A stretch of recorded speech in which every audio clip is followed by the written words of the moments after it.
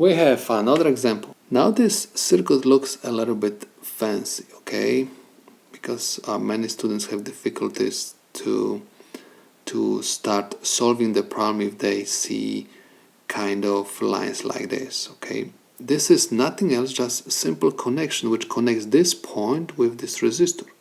We can redraw this circuit, and this circuit is going to look like this. R1, and this is my R2, and I simply cut this line a little bit, and I move my resistor R3 to this position. See, now this circuit looks much simple. Okay, so we simply have two resistors in parallel. Please notice that R2 and R3 have the same resistance. R2 has 8 ohms and R3 has 8 ohms. By the way, R1 is also 8 ohms. Because these two resistances are identical, I'm going to use the formula.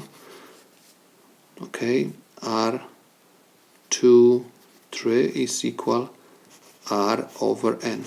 Why? Because these two resistors are in parallel and they have the same resistance, where R is the resistance and N is number of resistors. So 8 ohms divided by 2 gives me 4 ohms. Okay, so this is the total resistance for these two resistors.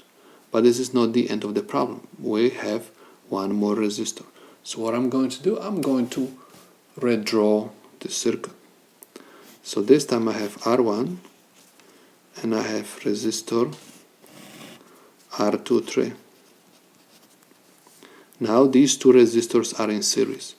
Write the formula first. R total is equal R1 plus R23.